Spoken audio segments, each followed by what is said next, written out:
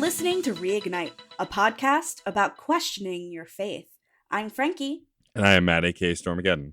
Welcome to the section that almost killed me. While Logain argues with his daughter over whether or not the Darkspawn Horde is a blight, and what his actual role in the death of Kaelin was, the Grey Warden and friends are approached by a woman in distress. Plot twist, she was bait, bringing us all of 20 feet toward an obvious ambush site. Oh no, we're attacked! Who could have seen this coming? Certainly not me. Anyway, once the battle is over, the leader of the attack, an elf named Zevran, spills all the beans. All of them. There's so many beans, we can't pick them all up. He attempts to strike a deal, and it's up to the warden whether to add Zevran to the party, kill him, or just send him away. Once that's resolved, it's onward to Denerim. There's a lot of stuff to do here, but we ignore all of it because we have one singular mission, and that is to find Brother Genetivi. Once we find Genetivi's home, we encounter a man named Waylon, who tells us where to find Genetivi. It's so simple. Or is it? Eventually, the trail will lead us to Haven, where everything is a little strange. Once we find Genetivi, we head up the mountain to where he believes we'll find the ashes of Andraste. We fight some cultists and baby dragons, we learn the purpose behind the cults, we're given a creepy decision, and finally, we head through the trials of the pilgrimage to find the ashes. There are so many different ways that this series of events could have played out. Let's get to it. Yeah, there was a lot here. Also, I think I did some stuff that you might not have, and we can talk about it. It's possible. It's totally possible. I try to be very vague in the summary. Yeah. Like, I didn't want to, make assumptions of what you did and what I did. So I try to be like, hey, this is basically how it goes. Well, because I met a character before going to see Brother Genetivi that I didn't even know was in the first game, who's in later games. So, that caught me off guard. And we'll talk about it. But yeah, there was a lot to do here. But I guess we should talk about our check-ins first. Yes. Okay. So Matt and I talked about this off air, but just so you can peek behind the curtain a little bit, there are so many different ways that check-ins can unravel and unfold that Matt and I may not be on the same page with our check-ins at any given time. So we're going to try and highlight the things that we think are important. If you think we've missed something, send us an email, tweet at us, send a carrier pigeon, just get at us and be like, hey, I would love it if you would discuss XYZ. We are more than happy to discuss the things that make you happy. We're just trying to hit the things that we have particular thoughts about. So that being said, because conversations depend on approval, gifts that you give, all this stuff, here are the things that I picked out that I thought were important. So, first of all, Alistair has a whole conversation with us about, what the Grey Wardens are like, why he kept his birthright a secret. He flirts with me.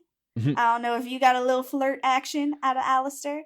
I think it's tough to tell. I don't know if is Alistair a queer romance option? Because I don't even know if he is. No, he isn't. But I always wonder if they kind of let the flirt play. I don't think so, because there are obvious flirts with other characters later. Mm-hmm. And he's not one of them, unfortunately. But okay, I was just curious. He's very chummy, though. He doesn't give you a flower? No flowers for me. He gives me a rose. Very sweet. It's very cute. But the main thing I wanted to talk about was that Alistair has a sister. Yes, Goldana. Yes, who lives in Denerim. He doesn't really know a lot about her. He just knows that she exists and where she lives. And he thinks that maybe she doesn't even know that he's alive. And man, wouldn't you know it, this boy is so relatable to me. Yeah. It's all coming together. It's all coming together. I didn't even realize how relatable he was until I went through the scene and I was like, oh boy. You ever find out something about yourself and then you're like, oh man, all the characters that I love just make so much more sense now. Yeah. Oh man, everything just clicks into place. Yep. So me having a secret long lost sibling, I feel for Alistair. And yeah, definitely, we can go see your sister. We're not going to right now, but we will. We really need to get these ashes, man. Do you have any comments about your conversation with Alistair? So I mean, I got pretty much the same conversation. I'd forgotten about the Goldana part. But yeah, I mean, I don't really relate to him per se. I relate to his distress and anxiety because we're all stressed and anxious, but Stressy and depressy. stressy and depressy. But and I like Alistair a lot as a character, but of course my character is very much like, well, we should do something. I can help you. And he's like, uh-huh. Like he's always skeptical, but I always want to like come to the aid of the companions in any game I'm playing, especially if they are like kind of opening their heart. And this is definitely one of those moments. Matt, you may not know this. Uh-huh. It's because you're a people pleaser. Yeah, I know. And you have a little bit of a hero complex. I do. Thankfully, though, at least as I've gotten older, I've learned to tell people to fuck off more. But yes, but you've learned the power of saying no. Correct. I've said no a lot this year, and it was a little bit of a struggle. But yeah, so I really, and I like that we just get to learn about these characters a little more. Like the drip feed approach can go one of two ways, but I feel like Dragon Age and Mass Effect does it well. Like you get the narrative of these characters through natural conversation pretty well. I think that Dragon Age Origins is the most awkward of the Dragon Age games to do it. And I think any of the BioWare games, it's very reminiscent, having played Knights of the Old Republic recently. Like that is also very similar. You can talk to characters as you're running around like here. And then there's also like a home base where you can talk to people and be like, get their story. And like do check-ins and stuff like that. And I think it becomes more streamlined after this game and in the later Mass Effect games too. I absolutely hate that I can be trying to interact with an object and you click on a friend instead. Yeah, and if they're just too close to me, and it might trigger like a conversation that I don't want to have right now. And I'm like, I adore you, but I cannot talk about your feelings right this second. I need to pick up the loot that this man dropped. Can't you see I'm busy right now? I am busy. Busy looting. Yelling at Zevran. Anyway. Another thing that I talked to Alistair about was why he kept his birthright a secret. I also got to think a little bit like, why, you didn't trust me? I thought we were friends. Yep, exactly. I also guilted him. And, he makes a really good point. He's just not used to people knowing, and I don't understand what that's like. Yeah. I live my life out loud. Yeah, same. And like he also was very much like, it wasn't like I was lying to you purposefully. I omitted the truth because I'm used to not confiding in people. Right. And also, I don't know if he says this to you. This might be a female warden specific line, but he says, also, I was hoping you would just like me for who I am. I think he says that to me also. I don't think that's romantic. I think he just kind of wanted you to know him and like him. Yeah, I feel like that plays platonically as well.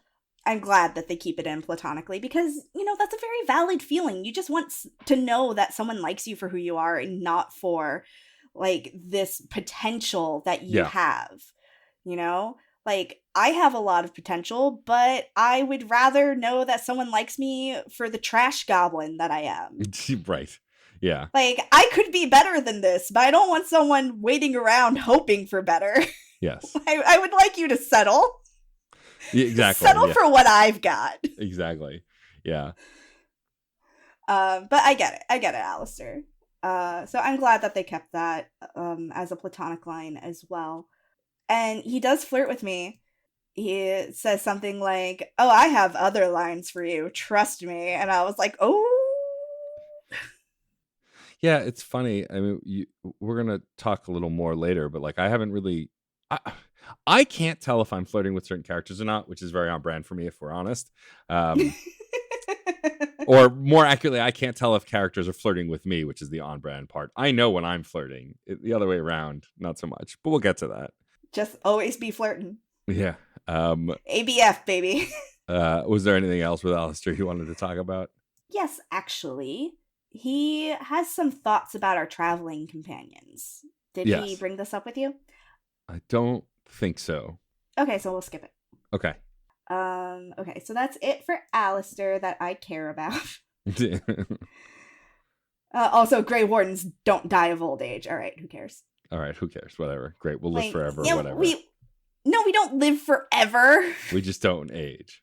We can still No, you're wrong.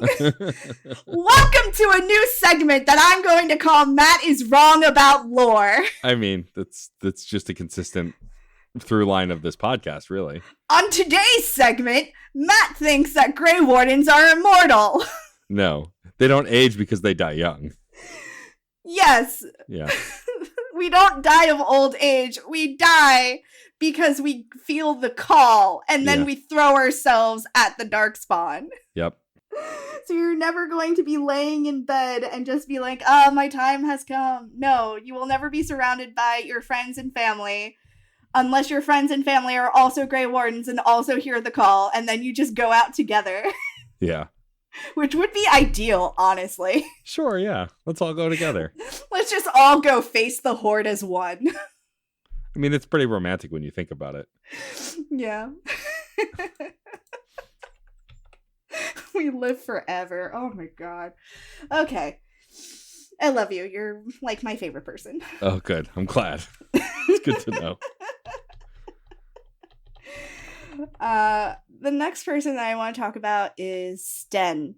While talking to Sten, you learn more about Qunari wisdom and philosophy.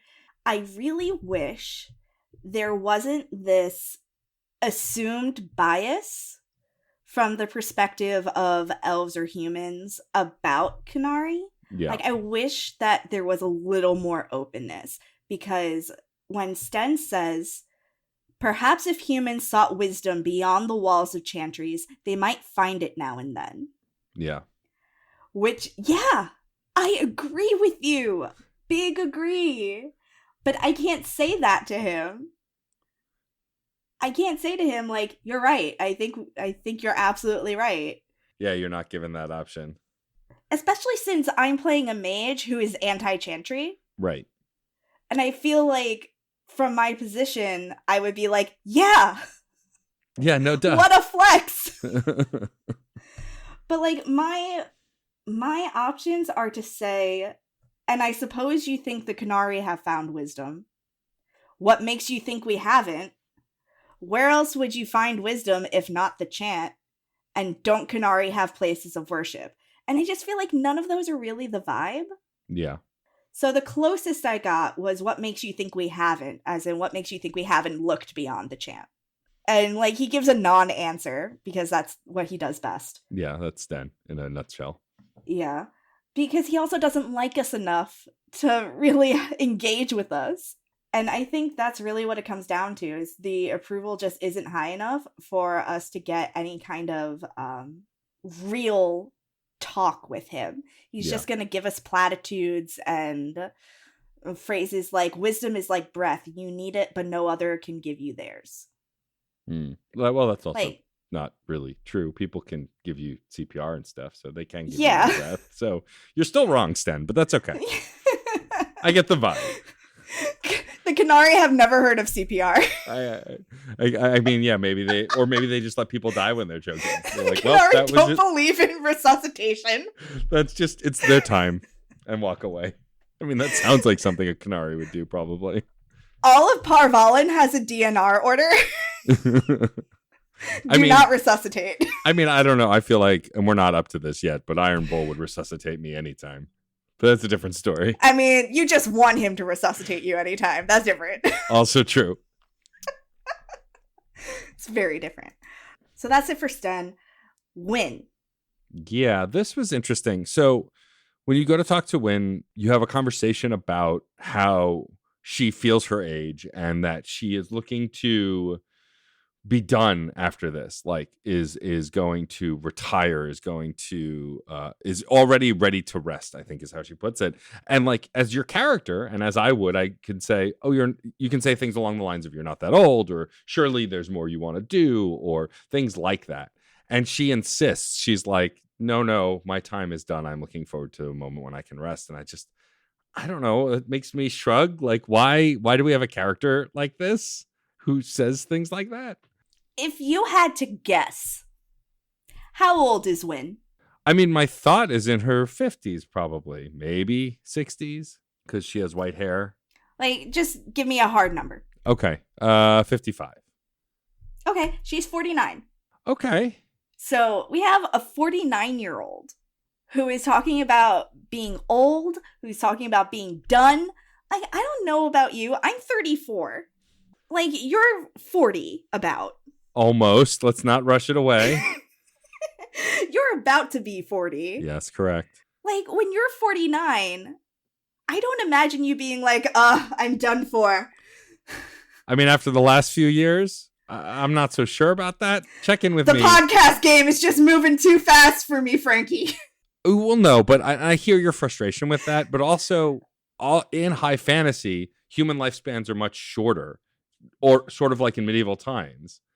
I see people with like white hair who are acting the way that she's talking, and like those people are not 49 years old. No, those sure. people are in their 70s.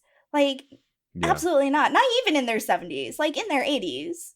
My dad was in his mid 70s when he died, right? And like everybody experiences life and age differently. Sure. Like I will give you that. But I have known older people. And a 49-year-old does not necessarily have white hair, does not necessarily like look like a grandma. Yeah. Can be a grandma, but doesn't necessarily like look like the stereotypical old lady with a bunch of cats. Sure. I mean, I have some theories as to why, in this case, we may be getting stuff like this. Like, yes. How does magic affect the body? How does being a major part of the circle affect her, or not her aging process, but how she feels and her health or whatever? And so, I mean, those things could be a part of it too. And from a meta standpoint, there is a reason why she is feeling like she wants to retire. Like, there is something going on behind the scenes that we are going to find out about in the future. But still, it doesn't click for me. Right. Because if you ask me how old Logan was, I would say that he was 49. Like, Logan has a full head of black hair. Yeah. Like, Logan looks like a man who's about 50 years old. Yeah. And Wynn looks like a woman who's like 90. And acts like a woman who's like 90. And like, it's very incongruent to me. And to me, it speaks about how media views older women. Well, yes. I mean, that's also part of it, is that media and society for a long time feel like women are done after their 40s. It was a very big thing in film and TV also, whereas, you cast young women to play older women because you don't want to hire older women, which is a load of crap. Right. And you'll know the answer to this. I don't know why I was about to Google it. Who played the most recent Aunt May in the Tom Holland? Oh, Marissa Tomei. Marissa Tomei. Gorgeous woman. She's in her late 40s. Yeah. And everybody's talking about how Aunt May is so young. She's in her late 40s. Yeah. And like, she looks gorgeous. And just like, there's no reason. Right. Well, yeah, Aunt May's casting has also gotten younger and younger. I mean, I thought the Sam Raimi Spider-Man, which is more realistic, in my opinion. Right. Well, yeah, I agree. I mean, I thought the Sam Raimi Spider-Man, the actress, I can't remember her name, who played Aunt May in those, was a character actress who's been working for years. And she looks older than she was, I think, in those films. And they made her look older. Which is fine also. But yeah, I mean, the only person breaking those stereotypes, well, there are a bunch, but like Helen Mirren comes to mind, is she's in everything. She was in The Fast and the Furious recently. Like, she's in action movies all over the place, and she's a much older woman. So like, I love her. She's great.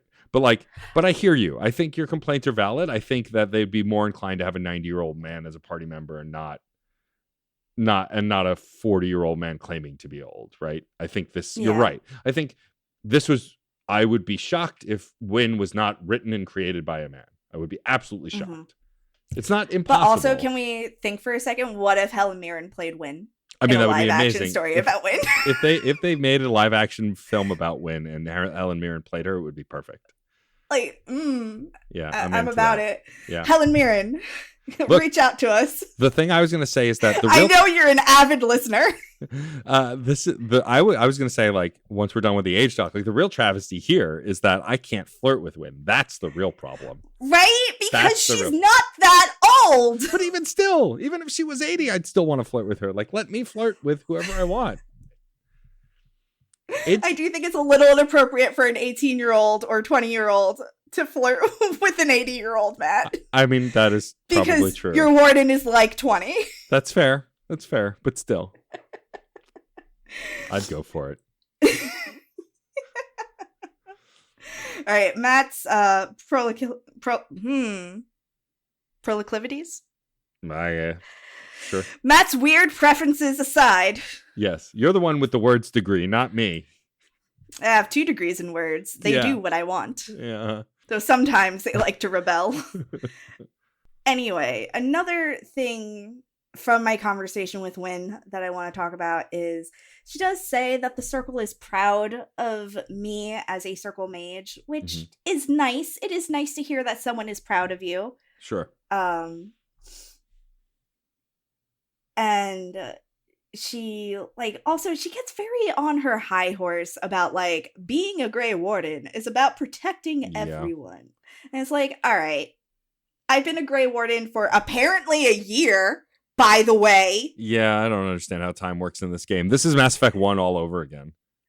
Like, she goes, yeah, it's been a year since you left the circle. I was like, it has? Yeah. Like the problem with, and this is a Mass Effect problem, I feel like 2 and especially 3 charts the timeline much better because there are major events. 3 is a little bit better. But like Mass Effect 1, we joked about this a ton. We didn't know if it was a week, a year, 20 years. We had no idea. And this game, it's time? The same. Yeah, and this game, it's the same thing. Like, they don't give you any land like markers. Like, a calendar should happen. Like, so you see like time passing. Like, even when you're traveling, like they could have like the date in the right hand corner or some made up date and calendar system and like show the time passing. Like when cutscenes happen, like the big cutscenes that kind of interrupt you, there should be a date marker for that. Like it should start with like the date and time, like so we know when this is happening in the timeline.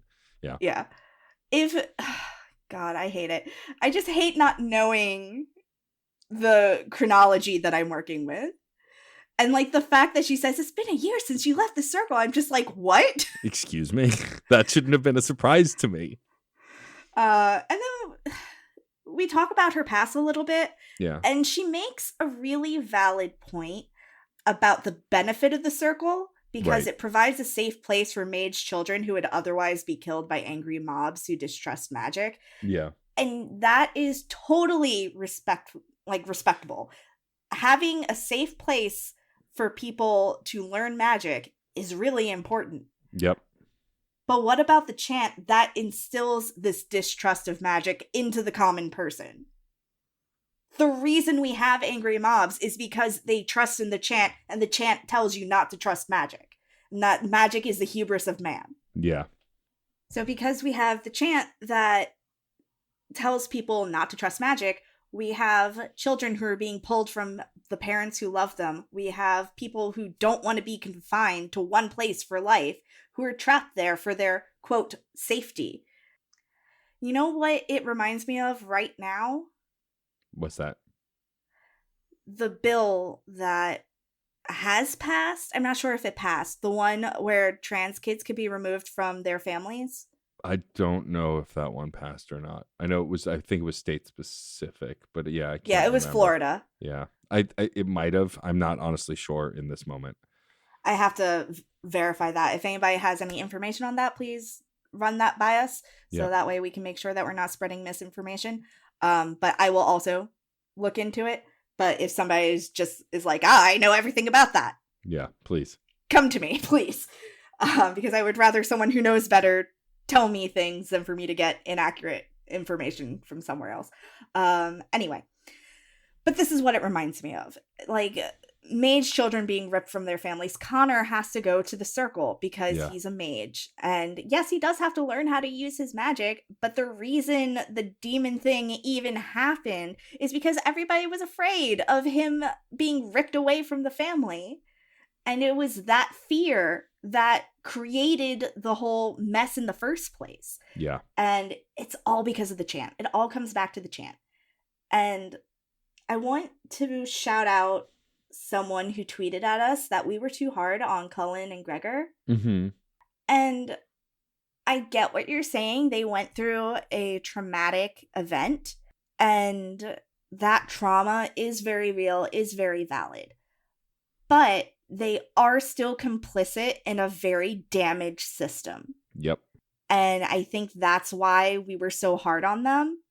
Because even though they did suffer a trauma, this trauma didn't have to happen. Right. And they still played a part in the system that set them up to experience the trauma. Also, just to put it out there, because I think we mentioned it then, but I'm always going to be hard on Cullen because his voice actor is a shithead too. So there's that. Yeah, fuck you, Greg. But Cullen's shitty voice actor human aside, I think that it's right. It's difficult when personal trauma leads you to being complicit in a system that's broken, but we see that in life too. And I don't feel sorry for the people. Like, I don't feel sorry for police officers who are doing terrible things, even if they are a good person, quote unquote, or they experience their own trauma that manifested. It doesn't make the things that they've been doing to people of color for a long time in this country okay on any level, right? So it's complicated, but it's worth talking about. And you're entitled to bring up your thoughts as well as far as the chantry. Yeah. And like, that's the point of this podcast. That's why we talk about these things. And like, I don't want my distaste of the chantry to read as an outright hatred of all organized religion, because that's just not true. Right. Like, I respect that organized religion can do a lot of things for a lot of people. I have friends who are religious, and religion helps them through the hardest times of their life. And I love that for them. I just think that the chantry and the chant in this particular media and narrative is set up to show us how harmful certain assumptions based on religion can be. Yep. Like, a lot of people use religion to defend their feelings about trans people and queer people in general. And we all know that that's bullshit. Yep. So there are parallels, and you can't avoid the parallels. I'm sorry that I got so worked up about that. I mean, it's only going to be worse in the next game, but we'll get to that. I know. It's going to get so much worse before it gets better. Yep. Before we leave our check-ins and go into the main story, which, though there's a lot, I think will move much quicker, we should talk about our romance updates. Yeah. So I've been getting flirted with by Alistair. And like, I haven't outright been like, yeah, let's hook up. I've been like kind of bantering with him, which is nice, which is what I like to do. I like to like be a little mean, and you know, if they roll with it, cool. And if they're like, that was too mean, then I'm like, oh no, I'm sorry. That's always my fear, is I'm gonna have to be like, I'm sorry, I was mean, I was trying to flirt. Yeah. It's always what I'm afraid of. Speaking of flirting, a lot of people that I interact with on dating apps find our podcast inevitably because they want to hear my voice. Uh-huh. So if we've talked on Bumble or Tinder or anything, and you're listening to this now, and I'm mean to you, it's because I was trying to flirt. Yeah, now you know, you have context. Now you know. Was Alistair the only one who flirted with you? Yes, because Zevran wasn't in the party yet. Fair. Spoiler alert, I add Zevran to the party. Oh, sorry. But Alistair, like, his flirting is just so subtle, and it's so, like, kind of wink and nudge, and, like, we're just kind of flirting and being pals and kind of bantery, which I really like. And then after gift giving, he gives me a rose. And he says some very sweet things about how he's been complaining so much, but not realizing that I've also been suffering, and he wants me to feel appreciated. And it's just very sweet. Yeah. And it's going to make my life so difficult when Zevran shows up. Yeah, for me, the only flirting I've gotten is a little bit with Liliana, there was I don't know if it was a book, I can't remember, but there was like something related to the chantry that you find that you can give her, and Yes. you get a ton of points, and then you can flirt with her then, and she's very sweet, and she appreciates how kind you are and thoughtful. But that was really it. I haven't noticed any flirting. I haven't really got on very well with Morgan lately, so Gee, I wonder why. I gave her a bunch of gifts so she doesn't plummet into the negative point zone, Mm-hmm. but not really interested in flirting with me. Also, I don't know that I Mm-hmm. would recognize what Morgan flirting looks like, so there's that. Morgan flirting is very explicitly like, so when are you going to invite me to your tent? Yeah, I pretty don't know much. if this is accurate, but this is what I assume. Yeah. Liliana, I think, flirted with me, but I kind of steered it towards like, oh, you're such a good friend. Yeah.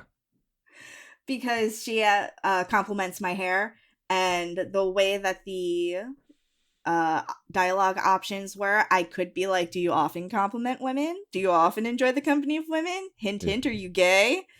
But like that just didn't feel natural to Right. the way that she and I had been interacting. So I was just like, oh, thanks. And then we started talking about hair, and like it was just a nice conversation to have. It was Hmm. very like painfully normal, which I Yeah. really appreciated.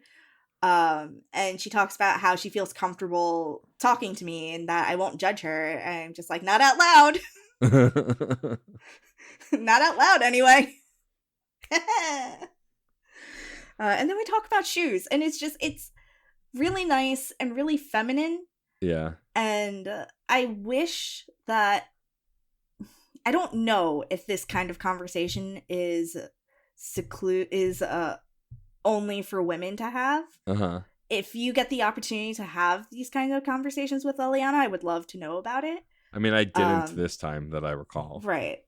But in the future, if you get to be like, oh yeah, shoes are great, like, I want to know, because like that doesn't have to be a gendered conversation. No, not at And all. I would be very interested to know if they do gender it.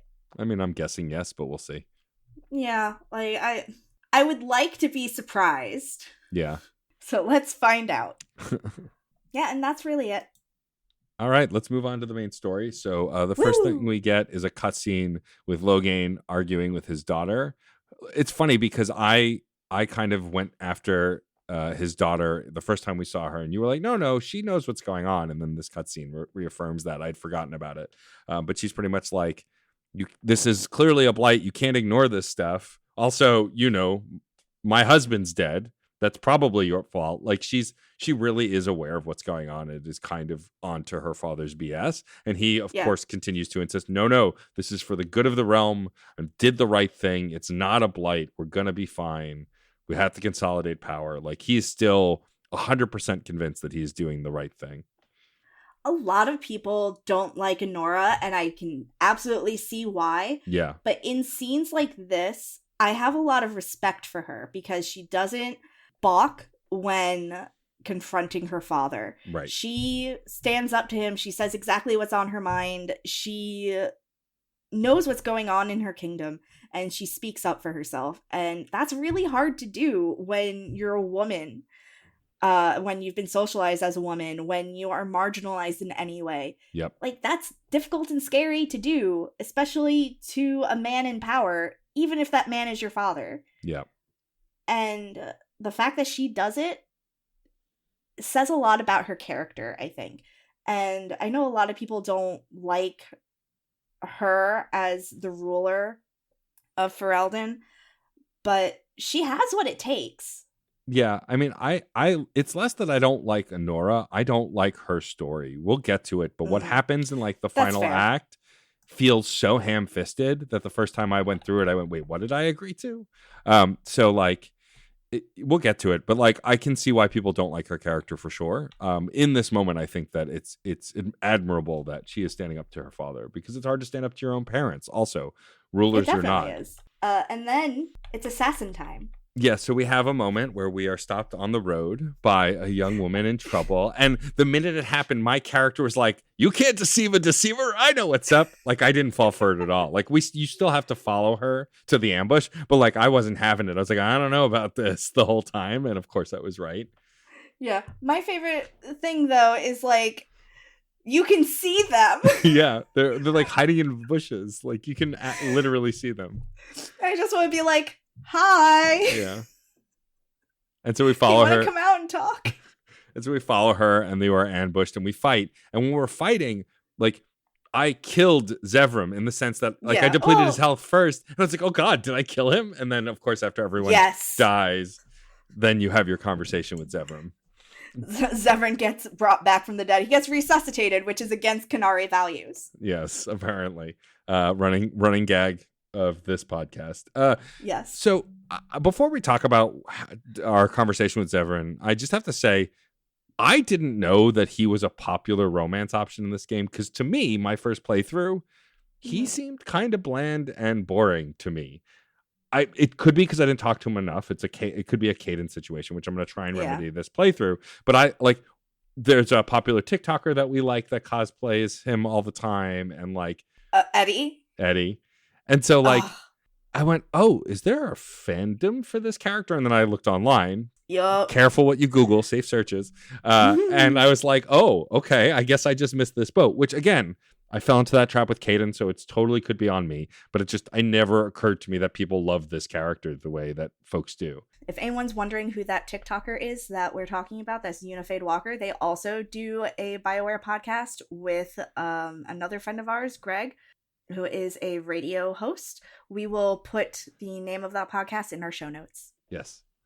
But that's when I started to realize, oh, this character is more popular than I might have let on to. Because there are characters that are fairly obvious why they're popular. But Zevram is pretty mild-mannered unless you talk to him. Pretty kind of...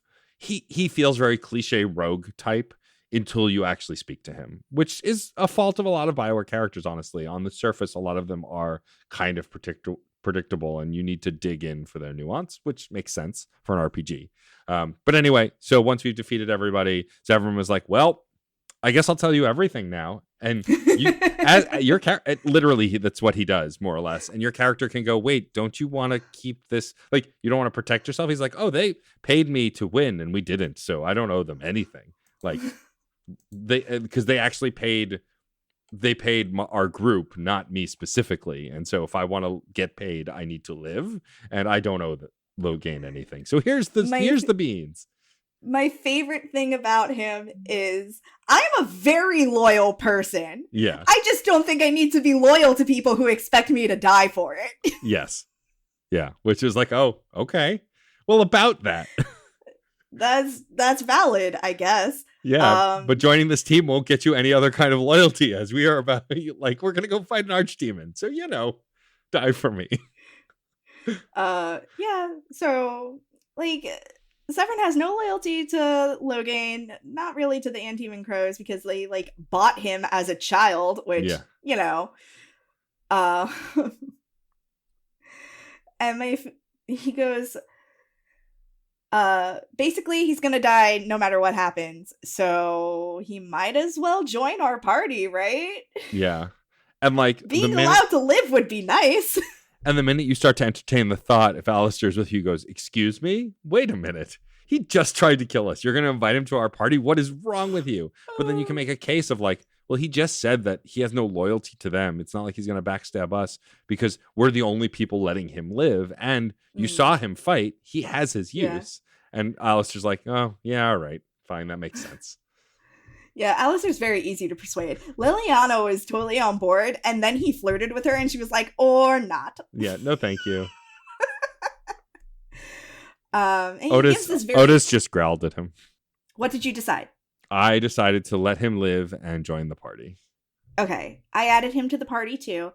Not for any meta reasons, but because, like, he's right. His logic was sound. Also, as a fellow rogue who... multi-classed into ranger or like evolved into ranger, like I come from a shady place with a shady past, and it's very easy for people to assume that I am shady because of it, and I'm not. I have a good heart, and I do try and do the right thing, and so to assume the same of him would be assuming the same of me. Yeah, and like he makes a very good point. His life is basically forfeit. Yeah. If he's gonna do something with it, he might as well hang out with the people who defeated him in the first place, because they're most likely to protect him. Yep. Also, So he's not unattractive either. yeah. Oh god, every time Eddie does a Zevran cosplay, I'm just like, Stop. Yeah. The Dorian one also gets me every you time. so pretty. Yeah. You're a pretty man. Anyway, and he gives this flowery vow when you take him on. Yeah. I rolled my eyes a little bit. Me, the person. Yeah, Not and me, the I'm just character. like, Zevran, Ohana means family. Yeah. You're And good. family means no one gets left behind. Yeah. Pat you on the head. Did you put him in your party after you got him? Yes, they did. Which I I regret. Yeah, I did too. I believe my party for the rest of this playthrough was Sten because I wanted to try playing with him more. Win, of course, because I need a healer, and Zevran. Zevran, Alistair, and Win. Okay. I mean, spoiler alert, we're probably both going to have Win a lot because literally the only healer in your party. I mean, I'm a healer, so That's true. I am not, as a I ranger. could drop her, but she is more effective at it than I am. I forget that I have healing a lot. And so die. Just call me Donald Duck. Nice. Oh, God. That's a Kingdom Hearts reference for those who aren't aware. Donald, heal me. No. So after this, we continue on to Denerim, and before we get to Jenna TV's home, because we are mostly mainlining this, we're not going to talk about the side quests much here. I just want to say I did go. We'll hit them another time. Yeah, but you can go to one of the pubs in Denerim. Oh, that's what you were talking about. And when I went to that pub as a rogue, someone there was very interested in me, and it is Isabella. You get to meet Isabella, who I didn't know was in the first game. My first playthrough, I completely missed her, and then my first playthrough of 2, I romanced her, and so I had no idea. And so I got really excited, and so I followed that path. We'll talk about it more next time, but like I got that multi-class, even though I'm not going to use it because I'm a rogue, nice. And it was just really cool to run into a character from the later games in the first game because a lot of them are in this game. I just forget that. That facelift, though. Yeah. Yeah. Isabella Game 2 is much hotter than Isabella Game 1. Correct. Though they are both attractive. Also in the second game, she doesn't wear pants, so there's that too. There's that. She technically doesn't wear pants in this game either. That's also true. Anyway, so on to Jenna. No one wears pants. Pants are overrated. Pants are for suckers who need to leave the house. Brother Jenna TV's home. We are greeted immediately by Waylon, who is telling us what had happened. What happened was. And is giving us the story. And what I love about playing this game and how the options you get is my character immediately can go. And I also thought, wait a minute. Because there's a moment in the conversation where I think he mentioned something that you go, well, we didn't. How did you know that? We didn't tell you that. And then he went, oh, I just assumed, right? He must be dead because, he's not come back. And we went, okay. And my character can go, I don't believe you. You're up to something. And so I ended up confronting Waylon, who then went, shit, and then attacks. Turns out this is not Waylon. Waylon, the true Waylon. Okay. So you had a conversation with him and he attacked you. Right. Once I cornered him, I had a conversation, like he went fuck and then just fought. Okay. The way it played out for me. Uh-huh. I had a conversation with him. He tells me that Jenny TV went to Lake Calenhad. Uh-huh. And I'm just like, okay. And then I'm like still looking around and I go to approach a door because, you search everything. And he insists that I don't go in that door. And I'm like, but there's stuff that I might need to look at. Like, what if he has notes and things? And he attacks me. Yeah. And that's when I find out that he's not really Waylon. Yeah, I find out by just killing him because he attacked me and giving up the goat. And you go into the back room and discover. And there are multiple times this happens in this game. But we find in the back room the actual Waylon. Apparently, this guy was hired by Logain or by someone to oh no, you're wrong. Logain. Again. As always. He's there for a reason to deceive us and get us off Jenna TV's trail.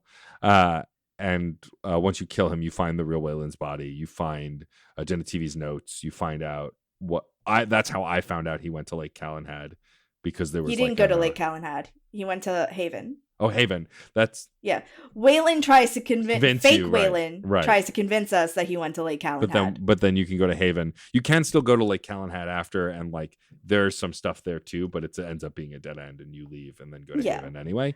But yeah, you get his notes and you get to find out where he went, and then you get to loot the room, as it were. Yes. So we find out Wayland is dead. This guy is fake. We are never explicitly told who this guy is. No. But it's safe to assume that he was sent from Haven. Yes.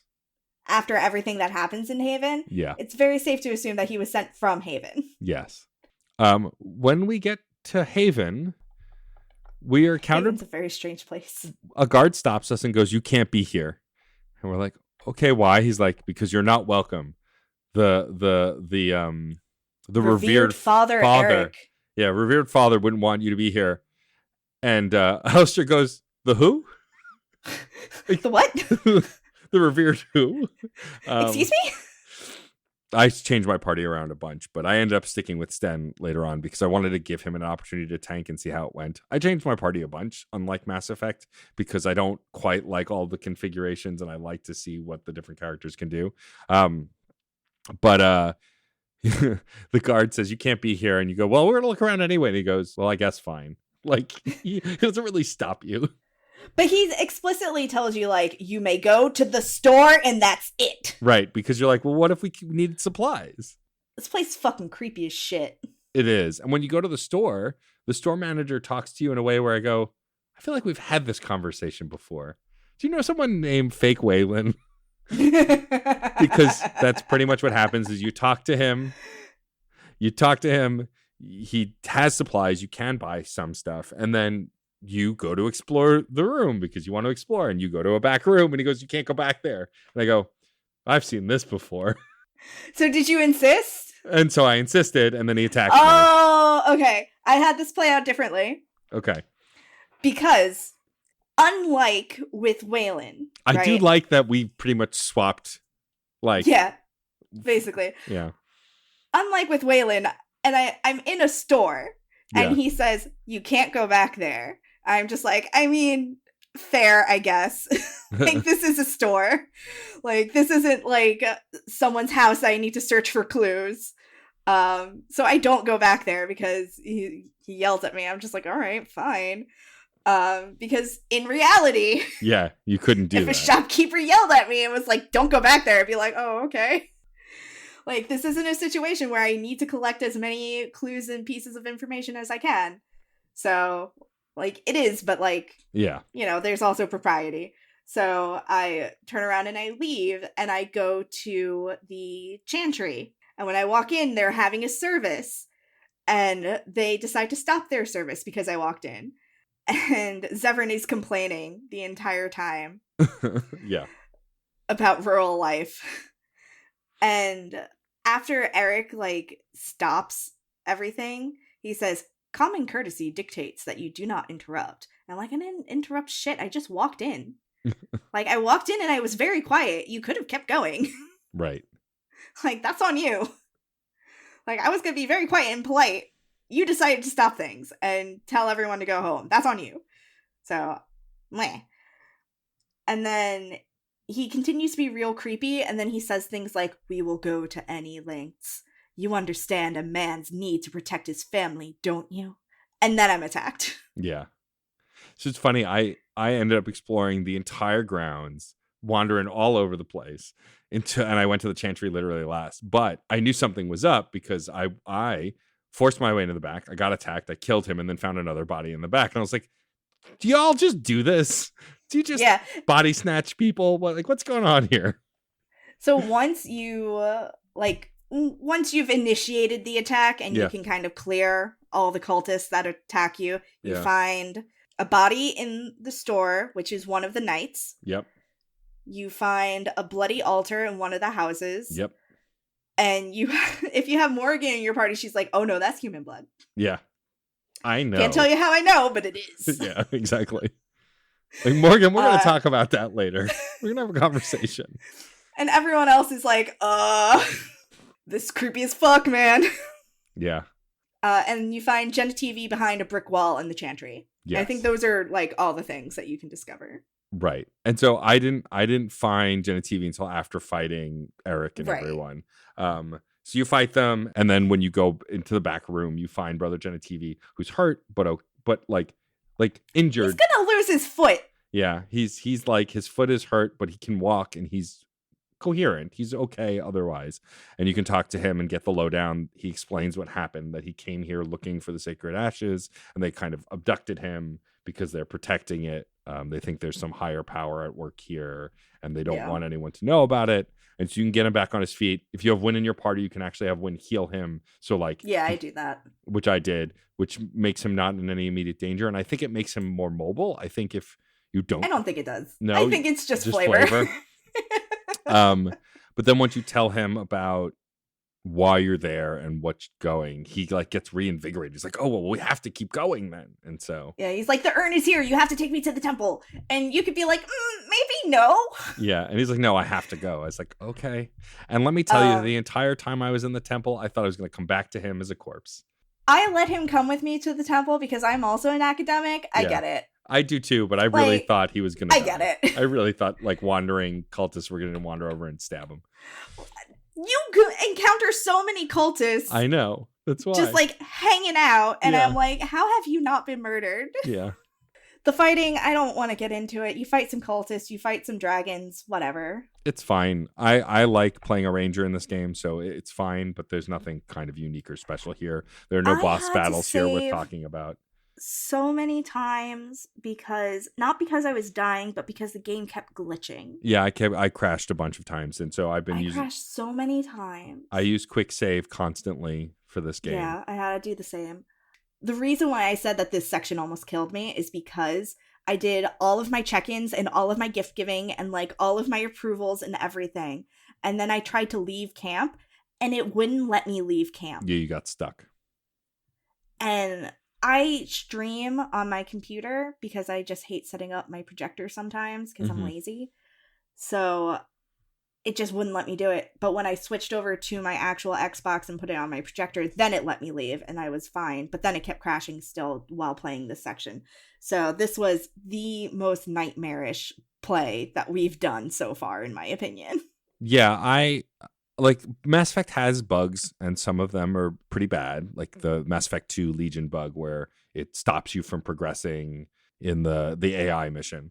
But there are some bad ones here too. I mean, a couple episodes ago, I like lost 2 hours of progress and had to do it over, which is why I ride the quick save button now and just mash it every time I go anywhere.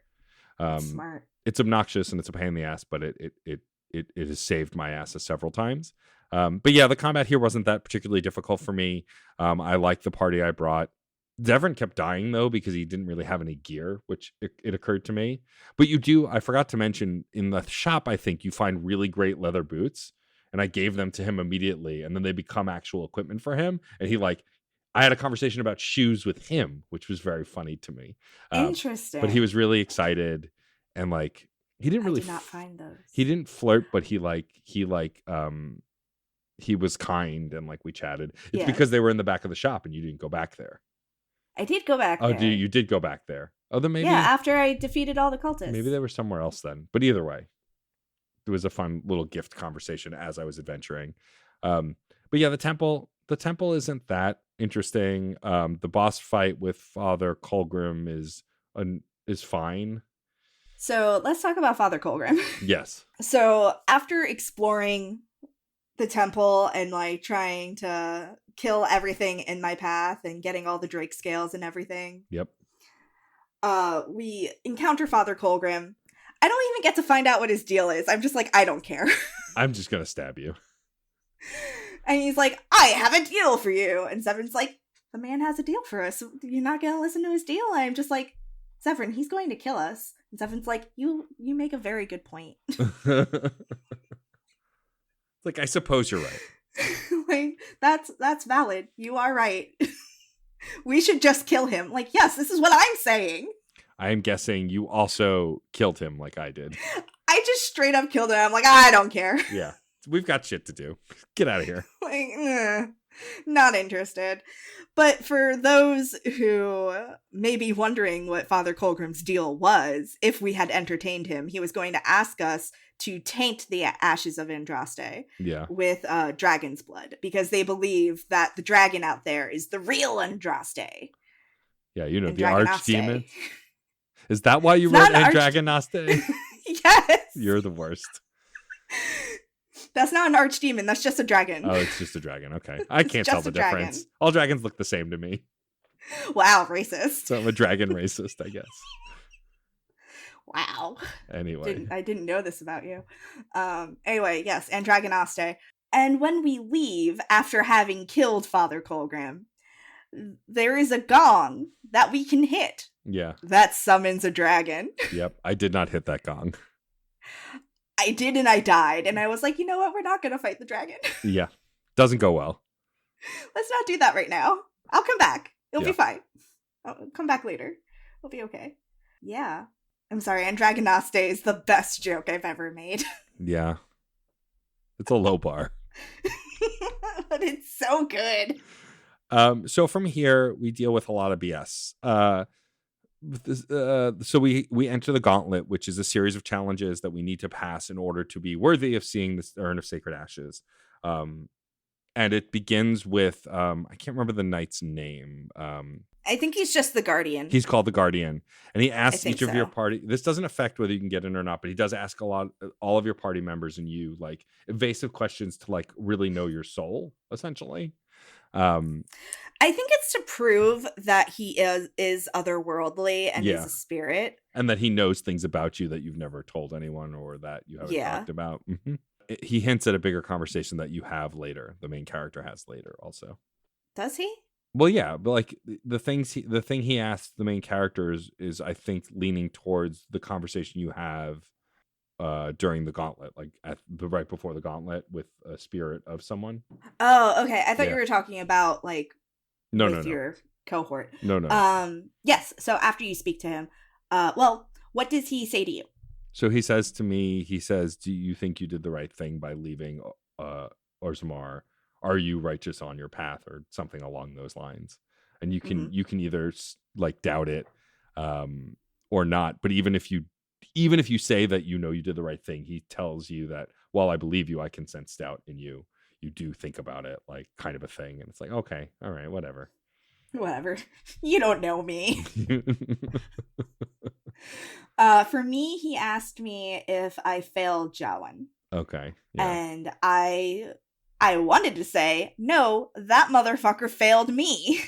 But I do say, like, no, I didn't fail him. And he's like, I can sense that, like, you don't linger on the past. Like, you're at peace with what happened. And I was just like, yeah, like, fuck that guy. He's the one who chose to be a blood mage. I didn't do shit. Yep. And then you do encounter a spirit that represents what the Guardian asked you about. He also asks your companions some invasive questions. He asks Alistair about the Grey Wardens. He asks Wynne about, like, if she is really the wise person that she pretends to be, or if she's just spouting platitudes. Spoiler alert, she's just spouting platitudes. Yeah. I'm just kidding. I love you, Wynne. And like Zevran gets real mad when the spirit tries to ask about someone that he's killed, that he regrets killing. Poor Zevran. Did you have anyone different that like? I believe, if I remember correctly, he asked Sten like why he's continuing to travel on and continue on after he did such a terrible thing, and does he even understand why he did it? And it kind of shuts him down. Like he's like, I don't have to answer this. I kind of a thing, from what I remember. I would be interested in knowing if the thing that the Guardian asks / your companion's responses are different based on where they are in their journey with you. Like, might be. They each have companion quests of a sort. Yeah. Like, would this conversation be any different if you had completed their companion quest? Maybe. So I just think that would be interesting. Mm-hmm. After you speak to the Guardian, you are confronted by another spirit who, for me, takes the form of Jowan, who is not dead. Yep. And mine is Lesic, who is also not, or Leske? Leske. Is also Leska. not, Lesk is Yeah. not dead either.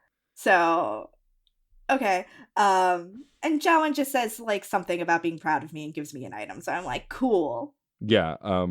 Same for Lesic. He says that, he knows that I did the right thing and that we're safe and is proud of me. After that is the riddle room. Yeah, How'd you do?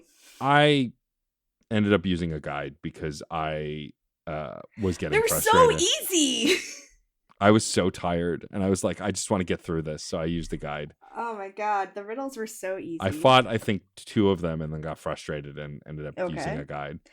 Yeah, if you fuck up the riddle, you have to fight some stuff. Yeah. But if you get the riddle right, you don't have to fight anything and you unlock the door. There's like 8 of them. Yeah. It's a pain in the ass. It's annoying. It's time consuming, but. And each riddle that you get correct, you will like learn a little bit more about Andraste. Correct. So like if you're playing someone who's like really into Andraste and the chant, then this is like gold. Yeah. But as someone who's like not into the chant, I'm just like, okay. I'm good. Like, from a magical aspect, it's really interesting that, like, this is here. Like, I'd be interested in the magic that set this up. And, like, it from a history aspect, like, it's kind of cool to learn a little bit more. But I'm not into the divine, so I'm just like, okay. Yeah, I, as a dwarf, didn't care at all. I just want to get through it. Yeah. Yeah, like as a dwarf, you must care even less. Yes, correct. And then after you finish this room, you do a mirror fight against spirit versions of yourself and your party, which is which is annoying because you can barely see them. Yeah, it's very annoying, but it wasn't too difficult. And then we have the worst puzzle in this game, which I feel like I'm going to say a lot. Be proud of me. Yeah. All of you, because I didn't use a guide. Oh, I needed one. I couldn't get it. I tried for like a half hour to get it on my own, and I couldn't remember how it worked, and so I just looked up a guide. I remember it being much harder than it actually was. Yeah. You just have to slowly get one party member across, and then it becomes corporeal, which I didn't realize. I thought you had to get everyone across. You had to make it corporeal first. And so eventually I looked up a guide and went, oh, now I understand how this is working. And so I did it. And honestly, you didn't even need to start moving someone across. Yeah. You just needed to position everyone on. Yeah. Like, you needed to make the pieces corporeal before everyone could use the bridge. Right. That's it. Yeah. But yeah, it wasn't that bad of a puzzle. I hate it. I know the bridge. You do. I hate the bridge puzzle.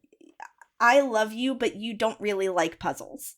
That's not completely true. I like intuitive puzzles. Zelda puzzles are never really an issue for me. A bunch of the puzzles in Jedi Survivor, which I'm playing right now, it's older puzzles that seem completely unintuitive, like the tower. I like the tower puzzle in Mass Effect, but also it's a pain in the ass. Tower puzzles are also easy, though. Nah, for you. Well, you bring that up with my neuropsych. I'm looking at my notes and I'm like, oh, I feel like I skipped a bunch of things, and it's just because it wasn't interesting, so I didn't take notes on it. So after you do the bridge puzzle, there is one more little puzzle where there is an altar that basically says, leave your shit behind and go walk through the flames. Which you do. You're all naked, you walk through the fire, and you're fine. Which, you're not naked. You're wearing in underwear. I love that the men are in these loincloths, whereas the women are in, like, lacy, strapless bras. Yeah, it's very strange. And I'm like, why do you have such fancy lingerie? Yeah, it's bizarre. It's very bizarre to me. I do not like it. The gendering. Yeah. Like, yep. I'm not about it. Yep. So because neither of us took Father Colgrim's deal or even entertained it, we do not have the option of poisoning the ashes. So we just have the option of taking some and leaving. So no choice for us there. But if we did have the option, poisoning the ashes would be a really fucked up thing to do. Right, which neither of us do. It's not something I would personally do. I have done it in a previous game where I decided to make all the wrong choices. Oops, all the wrong choices. I did that. Yeah. If you do this, Wynn will leave you. Oh, wow. Interesting. Even if she's not with you. Wow. She will find out and she will leave. Wow. Yeah. It's big decision. So yeah. Neither of us do that. Doesn't matter. So we take some ashes and then we return to Brother Genetivi. I missed the shortcut that takes you back faster and went the long way. And it sucked. Oh no! I'm just saying. Yeah. Yeah, it sucked. Oh, that's the worst. Did Skyrim teach you nothing? Apparently not. So anyway, but when we get back to Brother Genetivi, we show him the ashes. He's over the moon, and he's like, "We have to tell everyone. Everyone should know." Yeah. And like, I think it was, I think it was Wynn who was like, "Yeah, but then you'll turn this into like a circus." Like, Zevran was like, we can charge people for it. Yeah. Like, Zevran was excited about it. And so you have an option here of either let him live and he'll spread the good word, or you can kill him, just keep it a secret.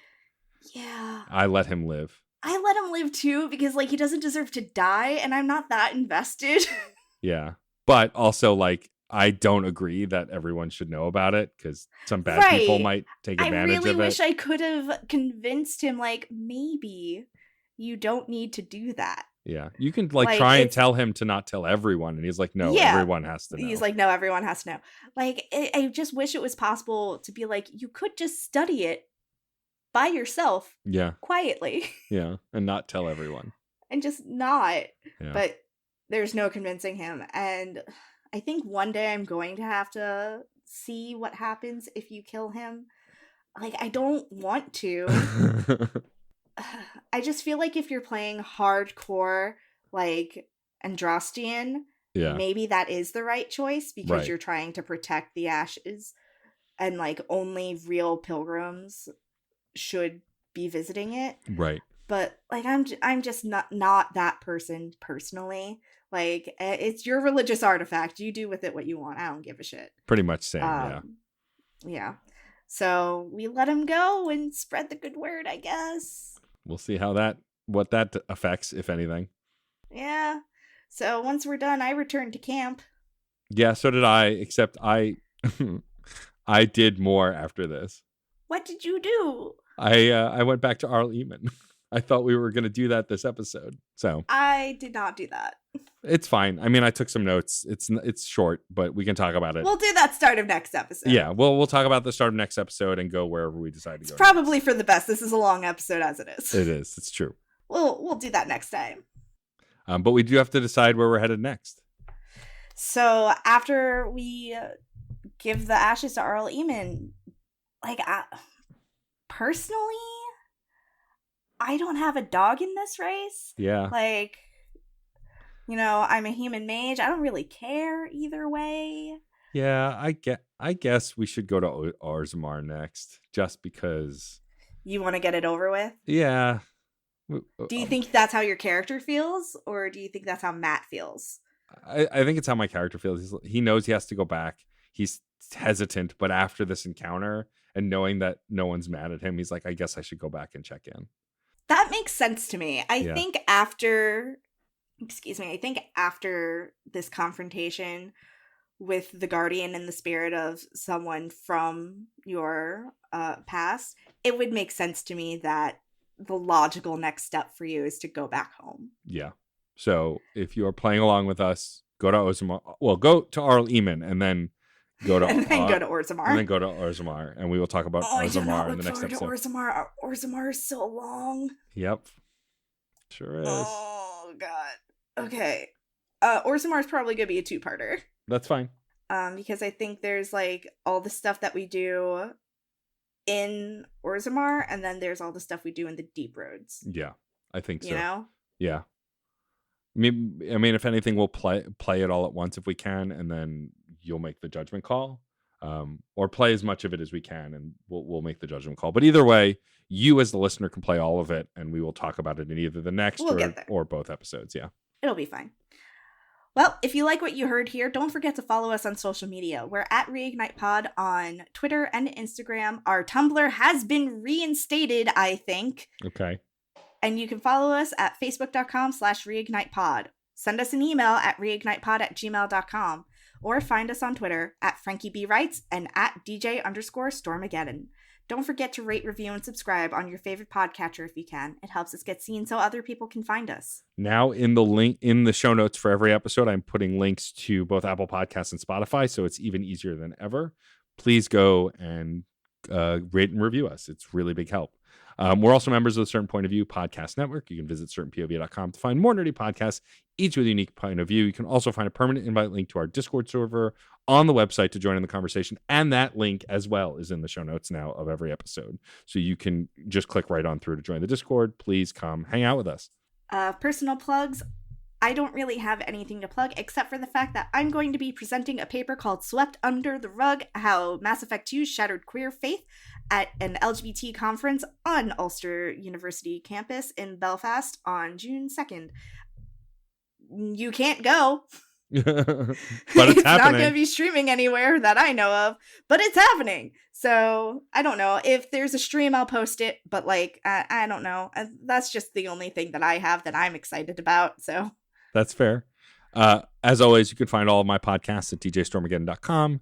I recently put certain POV autographs on hiatus just because I haven't had time to work on that with all the other shows. I'm not editing as much as I used to anymore either, but Reignite will continue on forever until the day I die as well, because I'm going to go first probably. True. Fun and Games is still going strong. We still have a Patreon. If you are a listener of Fun and Games and you're here, thank you for being here. Please go check out our Patreon. Every dollar helps to grow that show. We are trying to expand it, cover more stuff. So please join over there. And then, of course, Green Snark is still a blast. Please come hang out with me and Rachel as we goof and talk about birds. I'm not going to explain that. We'd also like to thank birds. We'd like to thank Carter's husband, the one and only Case Aiken, for developing more amazing t-shirt designs that you can find on certainpov.com or over on our Teespring. We have added the new logo as a shirt and other thing option, mugs, whatever you want, pillows. Our new logo is so beautiful. It is. It's that amazing. If you do not get it at least as a sticker, you're doing yourself a disservice. It's true. I'm just saying. Red Sphinx is the most amazing person to ever exist. Agreed.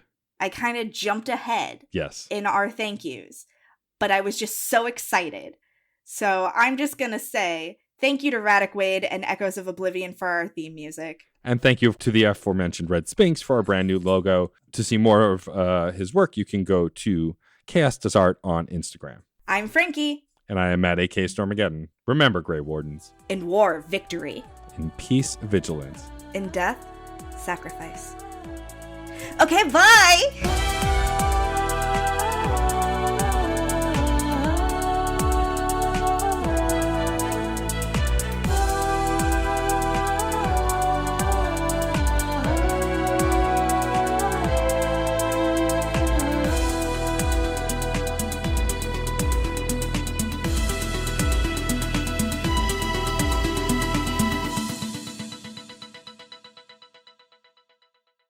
Video games are a unique medium. They can tell stories, immerse us in strange, fantastic worlds, blur the very boundaries of our reality. But at the end of the day, video games are fun, whatever fun is to you. I'm Jeff Moonen. And I am Matt, a.k.a. Stormageddon. And on Fun and Games, we talk about the history, trends, and community of video games. It's a celebration of all the games we play and all the fun we find within them. And there's so many more games out there. So we hope you'll share in that conversation with us. Fun and Games podcast with Matt and Jeff. Find us on certainpov.com or wherever you get your podcasts. And happy gaming. CPOV. CertainPOV.com.